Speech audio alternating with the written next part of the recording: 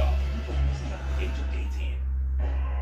Ons wil die derde patroonpunt vind voordat dit donker word. Dis wat ons nodig het om Challenge se onskuld te bewys. Anders gaan sy sit.